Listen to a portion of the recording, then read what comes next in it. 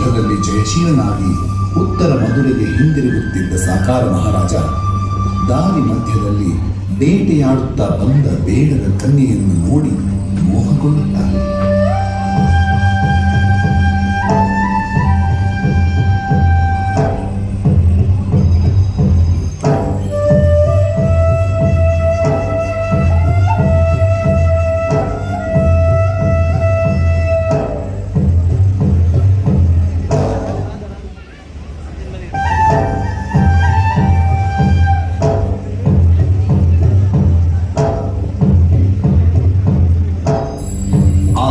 ವಿವಾಹವಾಗಿ ಆಕೆಯ ಸಾನ್ನಿಧ್ಯದಲ್ಲಿ ಶ್ರೇಯಲೆಯನ್ನು ಮರೆಯುತ್ತಾನೆ.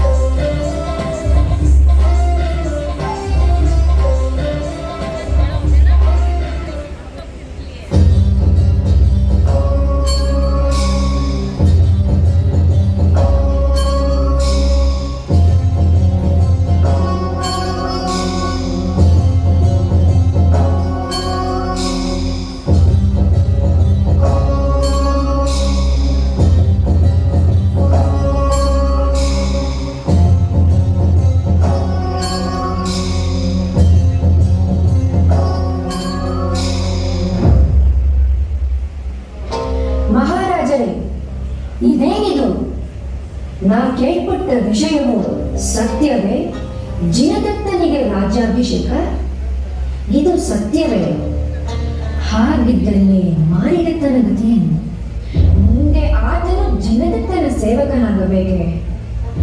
ನಾನು ಶ್ರೇಯಲೆಯ ಸೇವಕಿಯಾಗಬೇಕೆ? ಇಷ್ಟು ದಿನ ನಾ ಮಾಡಿದ ಸೇವೆಗೆ ಇದೇನು ನೀವು ನೀಡುವ ಪ್ರತಿಫಲ?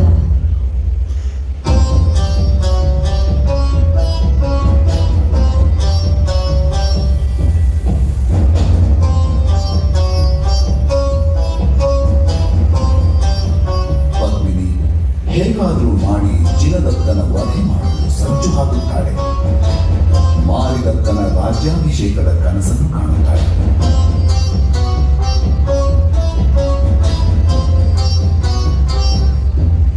ಇತ್ತ ವಿಷಯವನ್ನು ತಿಳಿದ ಶ್ರೇಯಲೆಯು ಗುರುಗಳ ಬಳಿ ಬರುತ್ತಾಳೆ.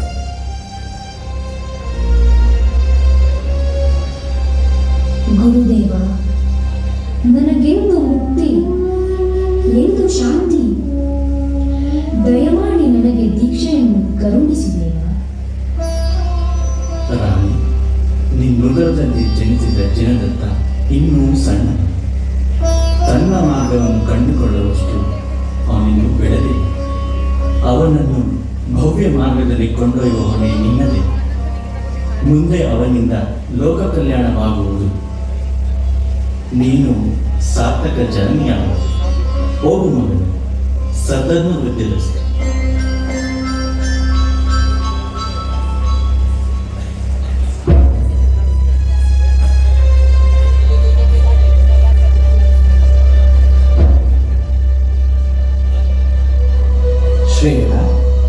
ಶ್ರೇಯಲ, ನೋಡಿ ನೋಡಿ, ನಿಮಗೆ ಸದಾ ಆಕೆಯದೇ ಧ್ಯಾನ.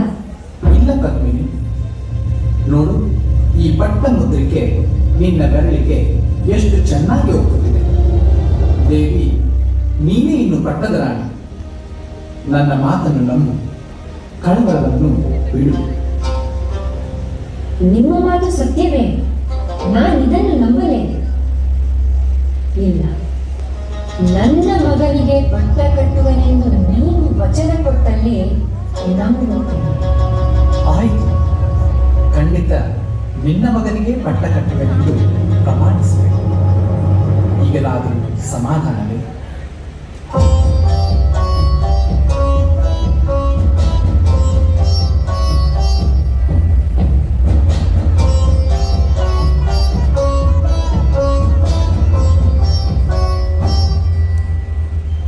ಕಾಲಕ್ರಮೇಣ ಸಾಕಾರ ಮಹಾರಾಜನು ಅತೀವ ಮಾಂಸಾಹಾರಿಯಾಗುತ್ತಾನೆ.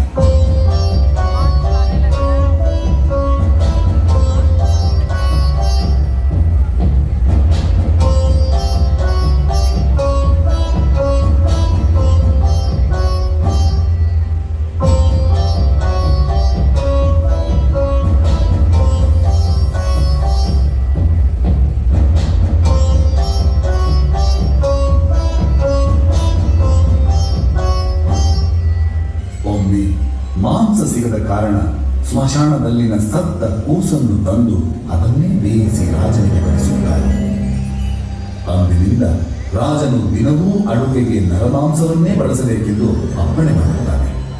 ತಾನು ಯಾರ ಕೈಯಲ್ಲಿ ನಿಂಬೆ ಹಣ್ಣನ್ನು ಪಾಕಶಾಲೆಗೆ ಕೊಡಲು ಹೇಳುತ್ತಾನೋ ಅವನನ್ನೇ ಕೊಂದು ಅಡುಗೆ ಮಾಡಬೇಕೆಂದು ಬಾಣಸಿಗನಿಗೆ ಆದೇಶಿಸುತ್ತಾನೆ. ವಿಷಯ ತಿಳಿದ ಪದ್ಮಿನಿ ಸಂತಸಗೊಳ್ಳುತ್ತಾಳೆ.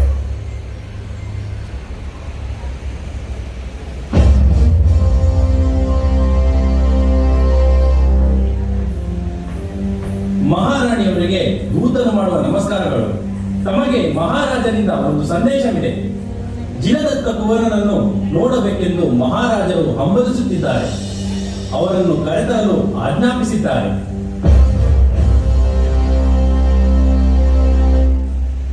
ತಂದೆಯ ಬಳಿ ಹೋಗುವ ಹಂಬಲ ತೀವ್ರವಾಗಿತ್ತು. ಈಗ ಅವರೇ ನನ್ನನ್ನು ಕರೆದಿರಲು ಅವರೇ ನಾ ಹೋಗಿ ಬರಲೇ? ಬೇಡ ಕೋರ, ಅಲ್ಲಿಗೆ ನೀನು ಹೋಗಬಾರದು. ಹೋಗುವಂತಹ ಸ್ಥಳವು ಅದಲ್ಲ. ಅಮ್ಮ, ಒಮ್ಮೆ ಅವರನ್ನು ಕಂಡು ಬರುವೆ. ಬೇಡ ಕೋರ.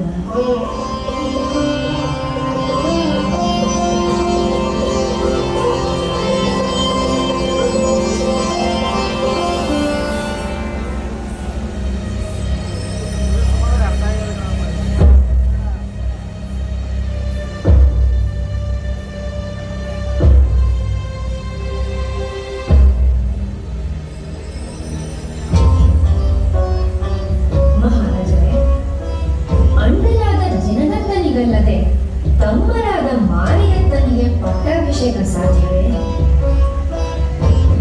ನನ್ನ ಮಗನಿಗೆ ಪಟ್ಟವು ದೊರಕಬೇಕಾದರೆ ಜಿನದತ್ತನು ಈ ಭೂಮಿಯ ಮೇಲಿರಬಾರದು.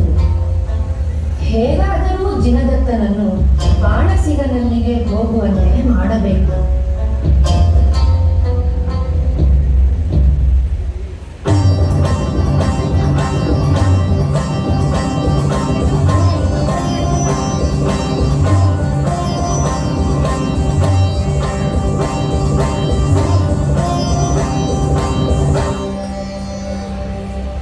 ಬಾ ಜಿನದತ್ತ, ಬಾ ಕುವರ, ಇತ್ತೆ ಬಾ, ಇಲ್ಲಿ ಕುಳಿತುಕೋ.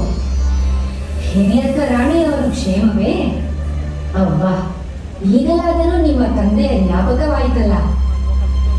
ಆಹಾ, ಏನು ಆಶ್ಚರ್ಯ! ಅಮ್ಮಾಜಿಯವರು ಹೇಳಿದ ಹಾಗಿಲ್ಲವಲ್ಲ ಇಲ್ಲಿ. ಇರಲಿ, ನಾನು ಬಂದ ಕಾರ್ಯ ತಂದೆಯವರನ್ನು ಕಾಣುವುದು ಬಿಟ್ಟು ಬೇರೇನೂ ಅಲ್ಲ. ಕುವರ ಮಾರಿದತ್ತ, ಅಪ್ಪಾಜಿ, ನಾನು ಮಾರಿದತ್ತನಲ್ಲ, ಜಿನದತ್ತ. ಹಾ, ಜಿನದತ್ತ, ಸೌಖ್ಯವೇ? ಅಮ್ಮಾಜಿ ಕ್ಷೇಮವೇ?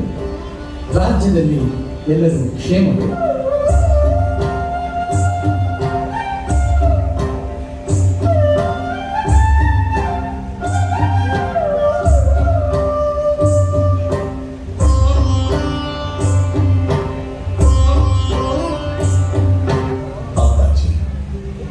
ಅಮ್ಮ ಕಾಯುತ್ತಿರುತ್ತಾರೆ.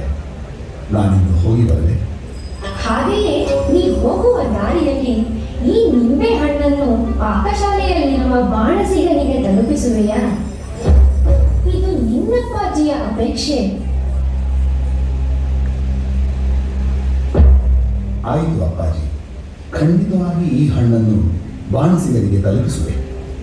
ನಾನಿನ್ನು ಹೋಗಿ ಬರಲೇ?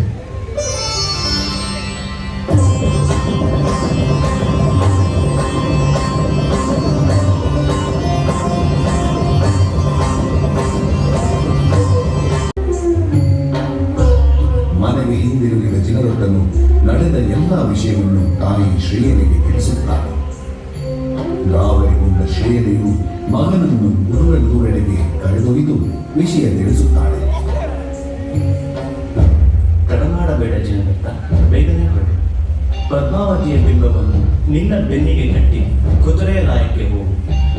ಯಾವ ಕುದುರೆ ಬಲಗಾಲನೆತ್ತಿ ಕೆನೆಯುತ್ತದೆಯೋ ಅದನ್ನು ಹತ್ತಿ ಅದು ಹೋದ ದಿಕ್ಕಿನಲ್ಲಿ ಹೋಗು. ಸೈನಿಕರು ನಿನ್ನನ್ನು ಹಿಡಿಯಲು ಬಂದರೆ ದೇವಿಯ ವಿಗ್ರಹವನ್ನು ಅವರ ಮುಂದೆ ಇಡಿ, ಒಳ್ಳೆಯದಾಗುತ್ತದೆ.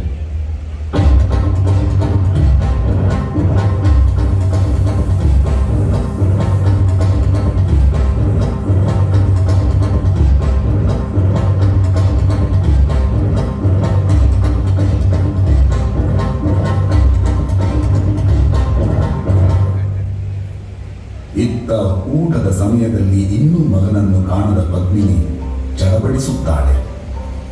ಬೇಗನೆ ಮಹಾರಾಜನಿಗೆ ಊಟ ಬಡಿಸಿ ಮಗನನ್ನು ಹುಡುಕಲು ಹೊರಡುತ್ತಾಳೆ.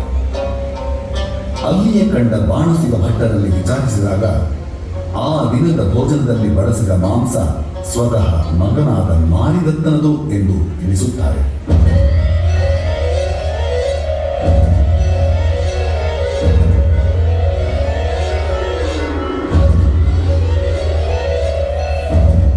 ಅಯ್ಯೋ ಅಯ್ಯೋ, ಇದೇನಾಯಿತು?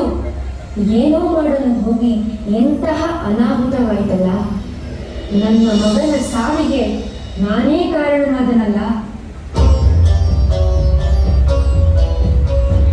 ಮಹಾರಾಜರೇ, ನನ್ನ ಮಗನೇ ಇಲ್ಲದ ಮೇಲೆ ಜಿನದತ್ತನು ಜೀವಂತವಾಗಿರುವುದನ್ನು ನಾನು ಸಹಿಸಲಾರೆ. ಈ ಕ್ಷಣವೇ ಆತನನ್ನು ಕೊಲ್ಲಲು ಆಜ್ಞೆ ಮಾಡಿ. ಯಾರಲ್ಲಿ ಈ ಕ್ಷಣ ಜಿನದತ್ತನು ಎಲ್ಲಿದ್ದರೂ ಹಿಡಿದು ತನ್ನಿ.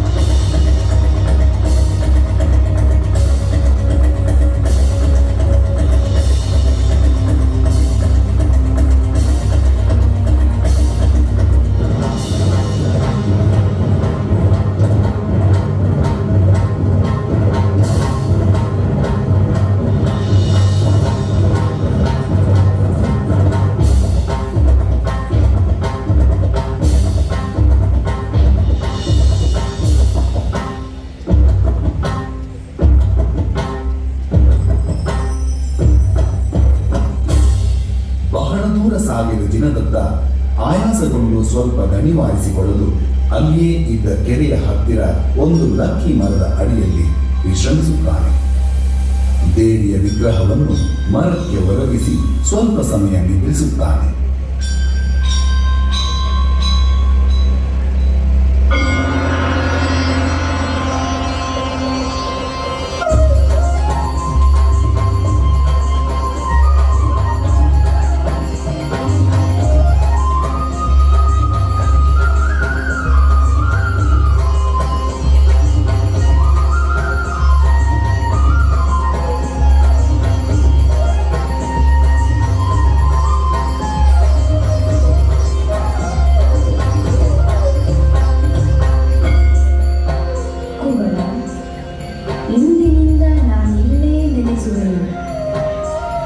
ನನ್ನ ಬಿಂಬದ ಹಿಂದೆಯೇ ಸ್ಪರ್ಶಮಣಿ ಇರುವುದು. ಅದನ್ನು ಸೋಂಕಿದರೆ ಕಬ್ಬಿಣವೂ ಬಂಗಾರವಾಗುವುದು. ಈ ದಟ್ಟ ಕಾನನವನ್ನು ಪಟ್ಟಣವನ್ನಾಗಿಸು. ಬೀದಿ ಬೀದಿಯಲ್ಲಿ ಮುತ್ತು ರತ್ನ ಥಳಥಳಿಸಲಿ. ಜಿನನಿಲಯದ ಗೋಪುರದಲ್ಲಿ ಹೊನ್ನ ಕಳಶವಿರಲಿ. ಹೊನ್ನುಪ್ಪರಿಗೆಯ ಈ ಪುರವು ಬಹುಭುಜವೆಂದಾಗಲಿ.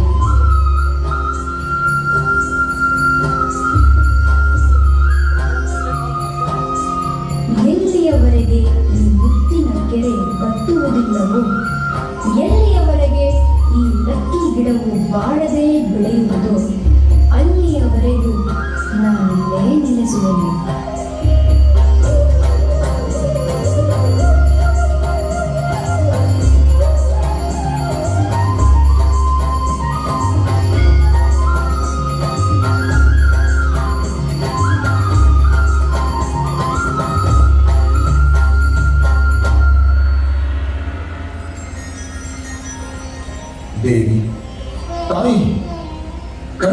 ತಾಯೇ. ಪೊಂಪುಜದರಸಿ ದೇವಿ, ನಿನ್ನ ಕರುಣೆಯಿಂದ ಭವದ ತಾಪ ಹರಿಯಿತು. ಹೇ ಪಾರ್ಶ್ವನಾಥನ ಯಕ್ಷಿ, ನಾನಿನ್ನ ಪೂಜಿಸುವೆ. ನಿನ್ನನುಸಾರದಿ ರಾಜ್ಯವ ಕಟ್ಟುವೆನು. ಕೈ ಹಿಡಿದು ನಡೆಸೆನ್ನ ದಾರಿ ತೋರು ತಾಯಿ. ಜಿನಧರ್ಮ ಅನುಸರಿಸಲು ಕಾಪಾಡು, ಕೃಪೆ ನೀಡು ತಾಯಿ.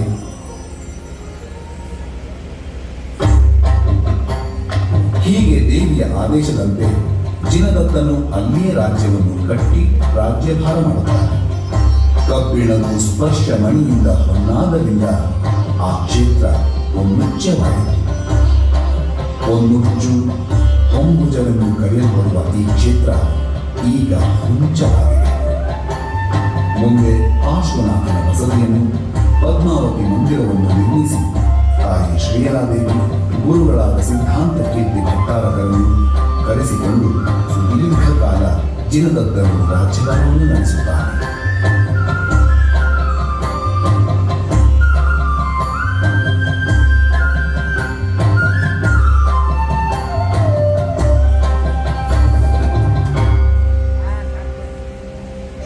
ಹೊಂಬುಜ ಕ್ಷೇತ್ರದ ಕಥೆ ಎಂದರೆ ಪವಾಡ ಸದೃಶವಾದುದು. ಈ ಕ್ಷೇತ್ರದಲ್ಲಿ ಭಕ್ತರು ಭಕ್ತಿಯಿಂದ ತಮ್ಮ ಇಷ್ಟಾರ್ಥ ಕಾರ್ಯ ಸಿದ್ಧಿಸಲೆಂದು ದೇವಿ ಪದ್ಮಾವತಿಯಲ್ಲಿ ಪೂಜಿಸಿದರೆ ದೇವಿಯ ಬಲಭಾಗದಿಂದ ಹೂವಿನ ಪ್ರಸಾದವಾಗುವುದನ್ನು ಇಂದಿಗೂ ನೋಡಬಹುದು. ಪ್ರತಿ ವರ್ಷ ಈ ಕ್ಷೇತ್ರದಲ್ಲಿ ಪದ್ಮಾವತಿ ಅಮ್ಮನವರ ರಥೋತ್ಸವವು ಬಹಳ ವಿಶೇಷವಾಗಿ ಅದ್ದೂರಿಯಿಂದ ನಡೆಯುತ್ತದೆ.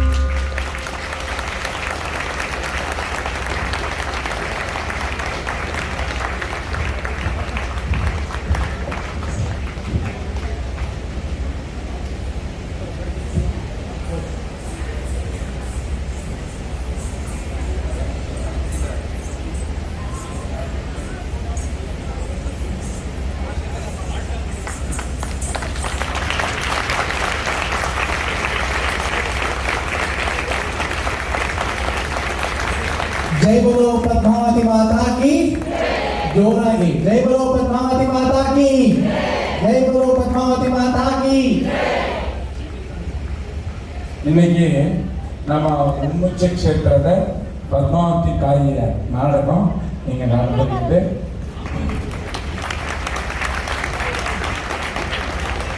ಅಂದರೆ ದಿನದಂತರಾಗಿ மதுரையில் இருந்தான். மதுரை அவனுக்கு சொந்த ஊர் தெரியுங்களா. அவனுடைய அப்பாவுக்கு காடில் இருக்கக்கூடிய ஒரு பெண்ணிலிருந்து அவன் தொடர்பு கொண்டான். அதனால் அவளுக்கு ஒரு பிள்ளை பிறந்திருப்பான். அவன்தான் அவளுக்கு தன்னுடைய பிள்ளை தான் ராஜனா வரணும்னு நினைப்பான். அதனால் தினதத்தின சாவடிக்கணும்னு பார்ப்பான். அந்த டைமில் தான் அவள் கூட சேர்ந்து ராஜனு கூட நரமாம்சனை சாப்பிட ஆரம்பிச்சிடுவான். நரனா மனுஷனை வச்சு சாப்பிட்றது அவர் மாம்சம் சாப்பிட ஆரம்பிச்சுடுவான். அப்போ தான் ஜினதத்தின எப்படினாவது கொல்லணும், என் பிள்ளை தான் ராஜனாகணும்னு முயற்சிப்பான். அதனால் சமையல்காரனத்தை சொல்லியிருப்பான், எலுமிச்சை பழம் கொடுத்து அனுப்புறேன், யார் எலுமிச்சை பழத்தை எடுத்துன்னு வரானோ அவனை நீனு வெட்டி சாப்பாடு வச்சுக்கணும். அப்போ தான் ஜினதத்தினை எடுத்துன்னு போகும்போது மாரிதத்தை வந்துடும்.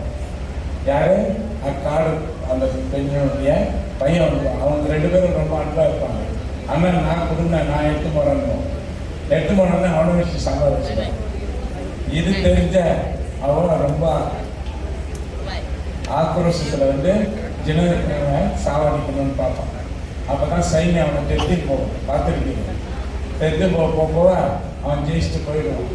அப்போ தான் இவன் முனிகிறத்தில் போவான். தாய் இன்னைக்கு உப்பாய் சொல்லுது. அப்போ தான் பத்மாவதியை ஒரு துணியில் முதுகில் கட்டி அதில் நீ இது குதிரையில் போட்டோம், அது எங்கே போய் நிற்கிதோ அங்கேயே ஸ்தாபனம் ஆகும்.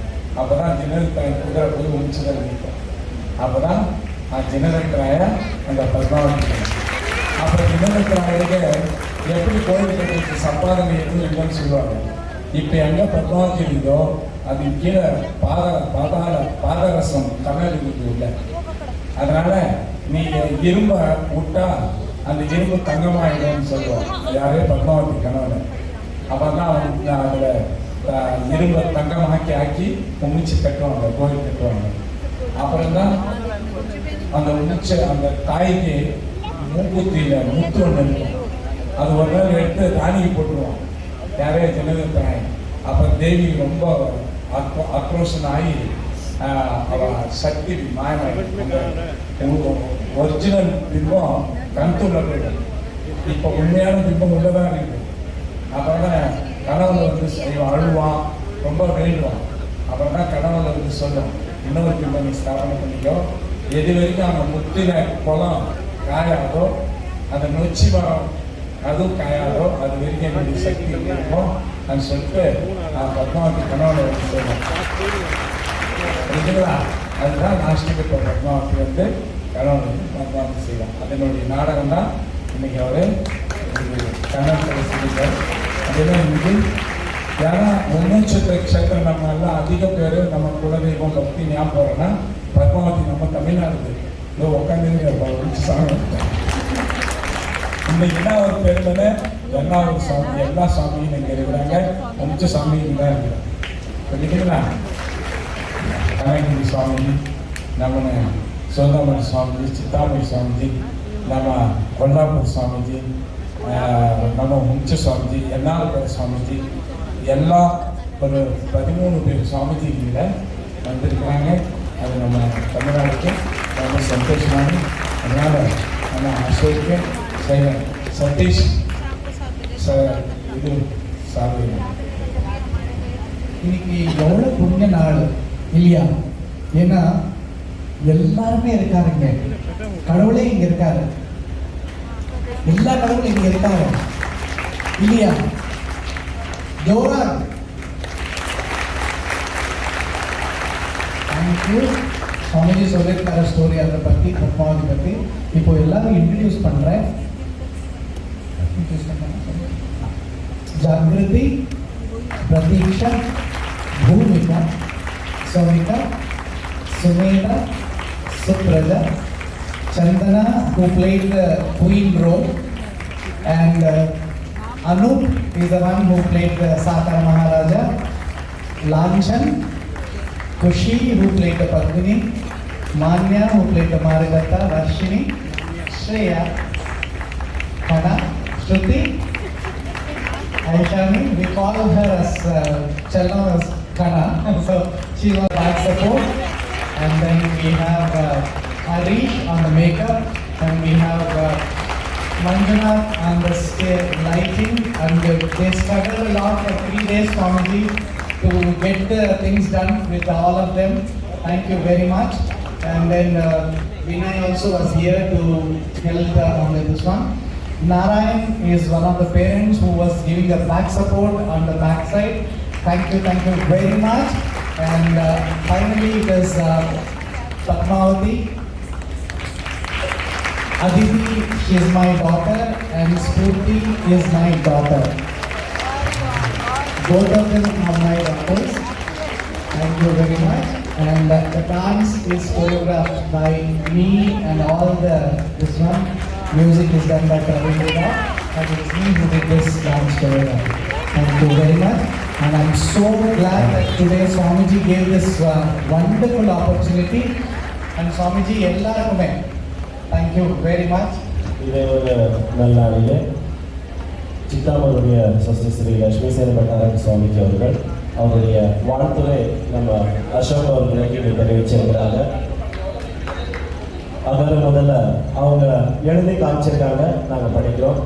அதற்கு முதல்ல எழுத்தெல்லாம் ஆதி பகவான் முதற்றே உள்ளது, அனைத்து வட்டாரங்களுக்கு இச்சாமி. இன்று நம் வாழ்வில் புண்ணிய நாள். பெங்களூரு அசோக் குமார் அவர் குழுவினர்கள் அருமையான நடனத்தையும் ஜலதத்தராயனின் நாட்டிய நாடகத்தையும் கண்டுகளித்தோம். பத்மாவதி அம்மனின் அருளும் இணைந்தது. இதில் என்ன ஆச்சரியம் என்றால், ஆரம்பம் மதுரை, முடிந்தது பொம்புஜம். மதுரைக்கு நாங்களும் மதுரைக்கு நாங்களும் திருமலை சுவாமிகளும் இருக்கின்றோம். பொம்புஜத்தின் மடாதிபதிகளும் இங்கே இருக்கின்றார்கள். இந்நல்விடையை நிகழ்வை அறிவீர்களா? இந்த மாதிரி சுவாமிஜி அவர்கள் இங்கே எழுதி காமிச்சிருக்காங்க, அதை நாங்கள் படுத்தி காமிச்சிருக்கிறோம். அதே மாதிரி ஸ்ரீ பெங்களூரில் சேர்ந்த நாட்டாஞ்சலி குழுவினருக்கு எல்லாருக்கும் கூட எல்லா வட்டாரங்க சுவாமிஜி அவர்களும் இங்கே இருக்கிற எல்லாரும் கூட ஆசீர்வாதம் வழங்குகிறோம். இதே மாதிரி அவங்க ಇನ್ನೂ ಒಳಗೊಂಡು ಅವರಿಗೆ ಶುಭ ಹಾರೈಕೆ. ಈ ಒಂದು ವಿಶೇಷವಾಗಿರ್ತಕ್ಕಂಥ ದಿನದಲ್ಲಿ ಬೆಂಗಳೂರಿಗೆ ಸೇರಿರ್ತಕ್ಕಂಥ ನಾಟಾಂಜಲಿ ಈ ಒಂದು ತಂಡದವರಿಂದ ಅಶೋಕ್ ಕುಮಾರ್ ಅವರ ಮುಂದಾಳತ್ವದಲ್ಲಿ ವಿಶೇಷವಾಗಿರ್ತಕ್ಕಂಥ ಜಗತ್ತರಾಯ ಚರಿತೆ ಹಾಗೆ ಪದ್ಮಾವತಿ ಅಮ್ಮನವರ ಚರಿತೆಯನ್ನು ಇಲ್ಲಿ ಮಾಡಿ ತೋರಿಸಿದ್ದಾರೆ. ಅವರಿಗೆ ಹಾಗೆ ಅವರ ಪರಿವಾರ, ಅವರ ಸಂಪೂರ್ಣ ತಂಡಕ್ಕೆ ಎಲ್ಲ ಸ್ವಾಮೀಜಿಯವರ ಆಶೀರ್ವಾದ ಎಲ್ಲವನ್ನು ಇಲ್ಲಿ ಅರ್ಪಣೆ ಮಾಡ್ತಾ ಇದ್ದೀವಿ. ಹಾಗೆ ಅವರು ಸಂಪೂರ್ಣ ಎಲ್ಲರೂ ಕೂಡ ಇನ್ನೂ ಇದೇ ರೀತಿ ಮುಂದುವರಿಲಿ ಅಂತೇಳಿ ಶುಭ ಹಾರೈಸ್ತಾ ಇದ್ದೀವಿ.